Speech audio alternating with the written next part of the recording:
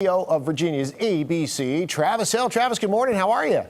I'm well, Steve. How are you doing? I'm doing great. We're live on digital right now, so we're going out to everywhere, and we welcome everybody who's paying attention to us and listening to us today.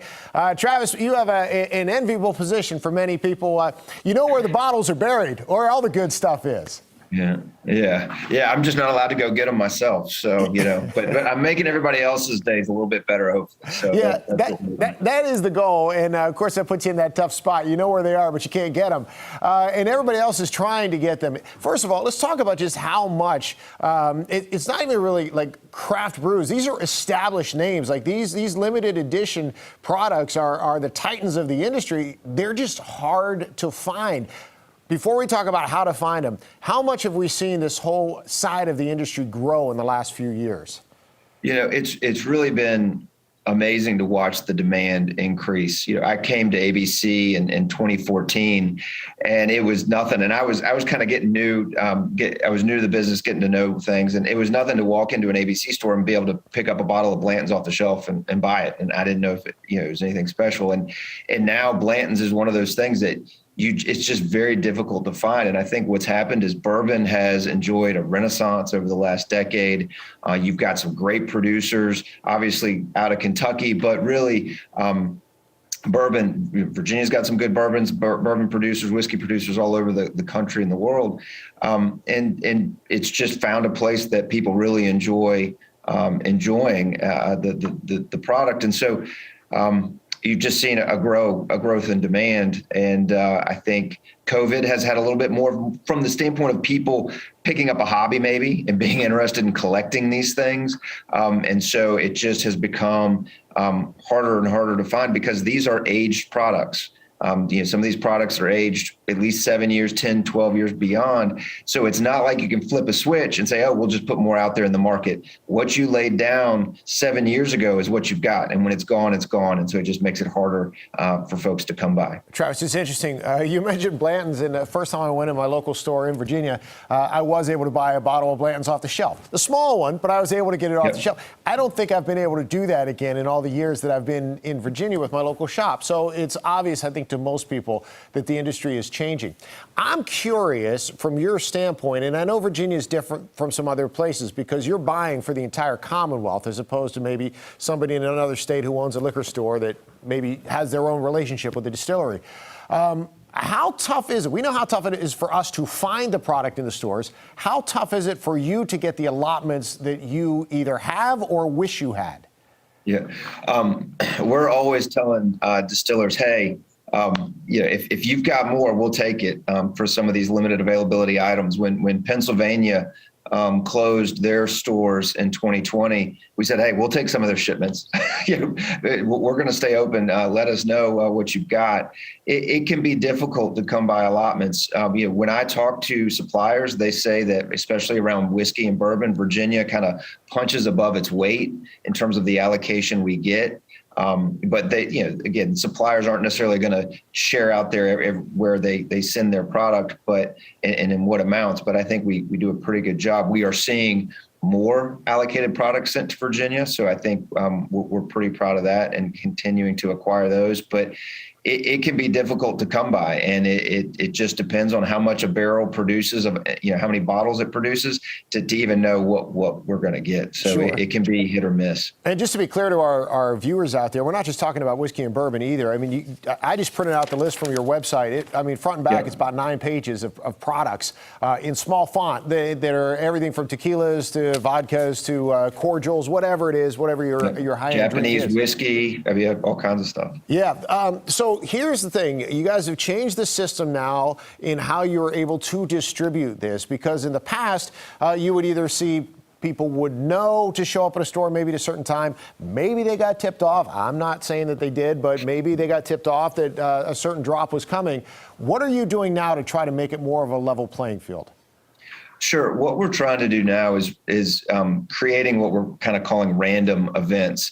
And what we're doing is we'll announce via our Spirit of Virginia newsletter, Instagram, Facebook page, saying, hey, these list of stores are going to have inventory and they're going to start selling right now. And what we're hoping that does is it diminishes the advantages that folks were developing by either we actually had people following trucks on, they would know what truck days they were and they would find that first store and then they'd just follow the truck and try to buy up inventory, or they would camp out overnight, which was creating issues for our stores because now you've got people lined up outside the store. You're trying to do crowd control. We would have people going around to the back of the store, trying to see what's in the truck, asking people, hey, can you tell me what's in there? And our employees weren't able to focus on unloading the truck.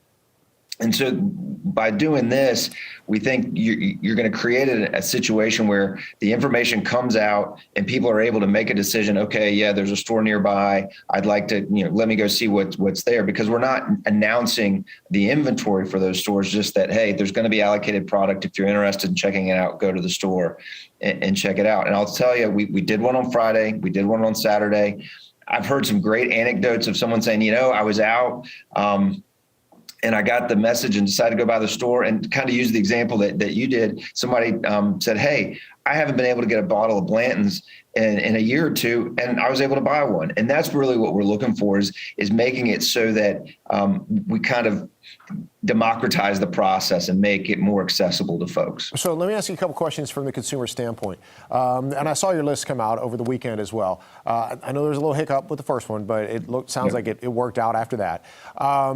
If I get that list, all right, I'm a consumer and I see that a store in Fairfax, for example, is one that's going to have this inventory released. Now, if I'm in Arlington and I'm trying to decide, do I drive to Fairfax or not? If I don't know what's there, is that actually better or not? I think ideally, certainly more information would be better for the consumer from the standpoint, do I make that decision or not? They can call the store.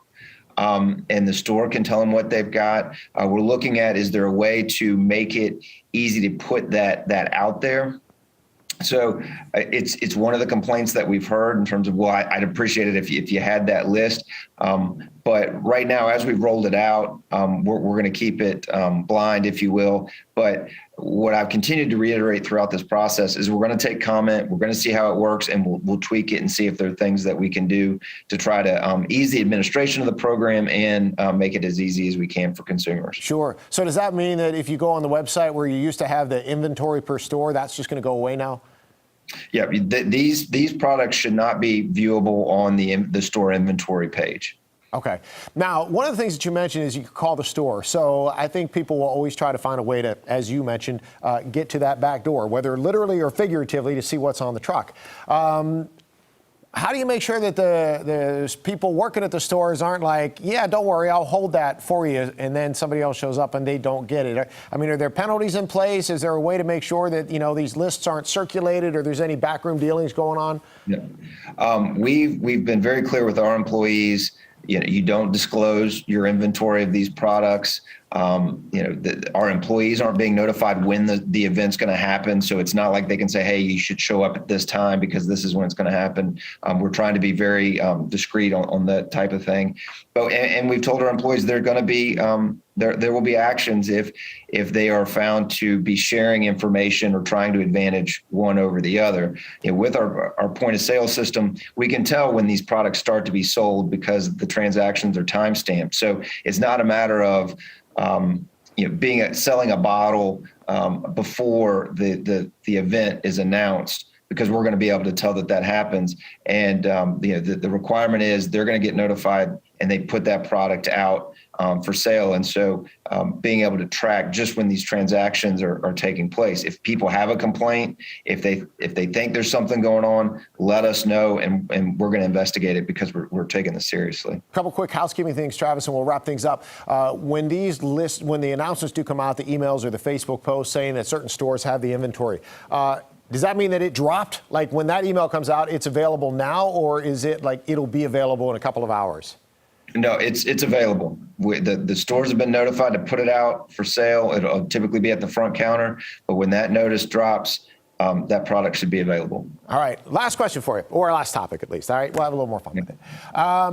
I'm curious about, and we see the list come out every year that you guys put out about the most popular types of alcohol that's sold in the Commonwealth or throughout the year. And I think Tito's is usually number one, or at least close to the top. As far as the most desired, what are you getting the most calls, requests for? What do people wish they had in stock more? Well, I mean, in terms of these types of allocated items or anything like that, Pappy Van Winkle seems to be the king of them all, right? That's the one that people really want. And Pappy is lottery, so that is still distributed by the lottery. And some folks have been a little bit confused as to the difference. Some of these items that are lottery items are even in smaller quantities that we can efficiently run a lottery for, where you enter on our website for a chance to buy these products. And then we deduplicate the list. You're allowed one entry, and then we draw the names and let folks know that they've got the opportunity to purchase that product. So you talk about what's the most desired. Pappy always rises to the top from that lottery process. Limited availability, which is what we're doing here in terms of the random announcements. Hearing a lot about Blanton's, Eagle Rare, and some of those items that are out there that folks would really like to get their hands on. E.H. Taylor was referenced to me today, another product. So lots of good stuff out there, and we've still got great selection every day. And I would tell folks we've got something that'll meet your budget and your taste. Yeah, no doubt about it. Last thing, Travis, with this new allocation process or the new sales process to get it to people, are you getting more of those products? Do you just have the same amount and you're allocating them differently, or do you have less and that's why you have to allocate them differently? It ebbs and flows. We'll get a shipment and we put it right out. I think we're getting a little bit more product overall than we were previously and in previous years.